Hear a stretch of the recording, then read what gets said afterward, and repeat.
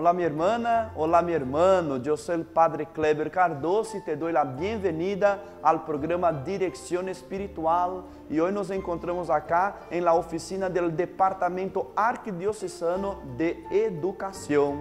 Y en el programa de esta semana hemos recibido un montón de correos comentando los últimos acontecimientos sucedidos en Paraguay.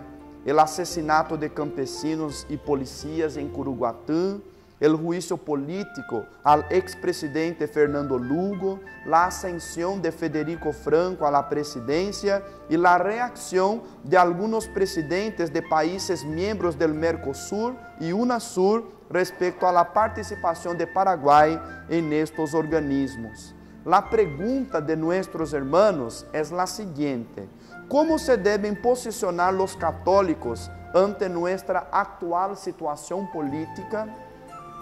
El tema es bastante amplio y por eso esta semana vamos a contestar solo a estos correos. Queridos hermanos, los cristianos tuvimos una experiencia personal de encuentro con Jesucristo que ha cambiado radicalmente nuestras vidas.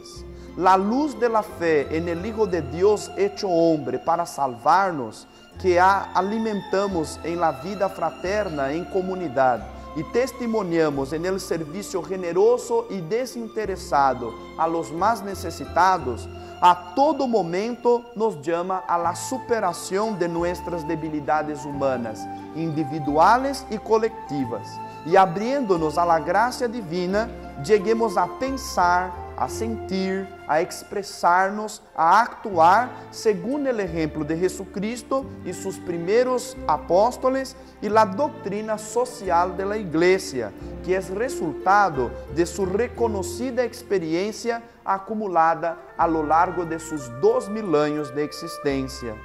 Como lo podemos imaginar, esta vida nueva que la fe en Cristo inaugura influye directa e indirectamente en las más distintas dimensiones de la vida humana: la familia, el trabajo, las relaciones interpersonales, la política, la economía, la ecología y etc.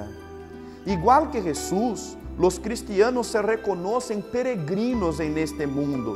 Saben que su patria definitiva es el reino de Dios, inaugurado por el propio Jesucristo en sus palabras acompañadas de obras, en la defensa de la vida, la verdad y la libertad. Aunque experimentan ya en este mundo los valores del reino de Dios, saben que la plenitud de este reino solo la disfrutarán luego de la segunda venida de Cristo, cuando, revestido de la gloria recibida de Dios Padre, juzgará la humanidad según los criterios de la justicia y la misericordia. Aunque no somos de este mundo, los cristianos estamos en este mundo y sabemos que nuestra vida tiene sentido. Como Jesús, hemos venido para ser sal de la tierra, luz del mundo, levadura en la masa. Esta nuestra misión común la vivimos en la alegría y en la valentía del Espíritu Santo.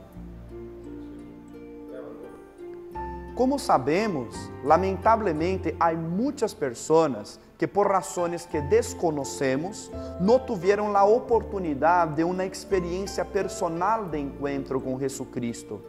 Aparte, hay otras que, dejándose llevar por razones poco nobles, libremente deciden no comprometerse con Cristo y los valores del reino de Dios, y poniendo a sus propios intereses como prioridad absoluta, poco o nada se importan con el bien común y los más necesitados. Valiéndose de su condición social y económica, algunas personas influyen en la opinión pública a través de los medios de comunicación para intentar revestir de legitimidad sus palabras y actos que, desde el punto de vista legal, en sí mismos son cuestionables y carecen de legitimidad. Ante esta realidad, La Iglesia Católica reconoce el legítimo derecho de los cristianos a organizarse social y políticamente como ciudadanos para expresarse, defender los valores humanos y cristianos y elegir las personas mejor preparadas intelectual y éticamente para representarlas en las decisiones del rumbo de los bienes públicos. La Iglesia Católica es consciente de la complejidad de la realidad social y sus urgencias. Es consciente de la sana diversidad de opiniones y de prioridades. Y también de que ninguna agrupación humana, inclusive las más bien intencionadas, consigue expresar de modo definitivo y permanente los valores fundamentales de la justicia, la verdad y la libertad. Para mantenerse libre y seguir gozando de credibilidad de parte de sus fieles y de la sociedad, la Iglesia Católica cumple la misión que recibió de Jesucristo sin identificarse con ninguna persona o partido político, optando por un discurso y práctica social más amplios, ofreciéndose como instrumento al servicio del respetuoso y necesario diálogo entre los diferentes actores sociales y apoyando las legítimas manifestaciones de la ciudadanía, siempre recalcando la paz y el orden. Como auténticos discípulos de Jesucristo y piedras vivas de su iglesia que peregrina en Paraguay, los católicos debemos posicionarnos ante nuestra actual situación política como verdadeiros ciudadanos, comprometidos con la paz, que es fruto de la permanente búsqueda de la justicia. Debemos respetar y hacer que se respete la Constitución Nacional. Y cuando esto no se cumpla, los católicos tenemos el legítimo derecho de manifestarnos respetuosa y pacíficamente, sobre todo en el momento más importante de la democracia, que son las elecciones. Antes de optar por una persona, debemos optar por un proyecto que contemple a los más diferentes grupos sociales, a empezar por los más olvidados. La persona que merece nuestro voto debe destacarse por su capacidad de diálogo y negociación, por su coherencia y evidente compromiso ético ante la nación. Es demasiado importante la función pública a la cual se plantea. Por eso, la Iglesia Católica también apoya que sus miembros no solo participen de las elecciones como electores, sino también como candidatos, especialmente las laicas y laicos, ya que la sociedad es uno de sus principales campos específicos de actuación. De tal manera que debemos animar y apoyar a los miembros de nuestra Iglesia Católica en Paraguay que tienen reconocido carisma para la política, que asuman su protagonismo y liderazgo y acepten ser candidatos a representantes oficiales de los intereses de la nación. Una última palabra sobre la participación del Paraguay en organismos internacionales como el Mercosur y UNASUR.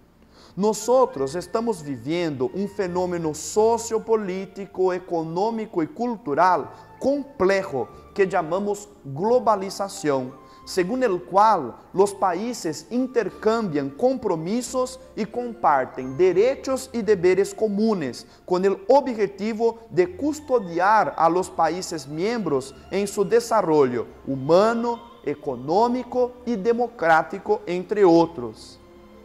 Estos organismos, como cualquier agrupación humana, también no consiguen expresar de modo definitivo y permanente sus objetivos, pero trabajan por eso.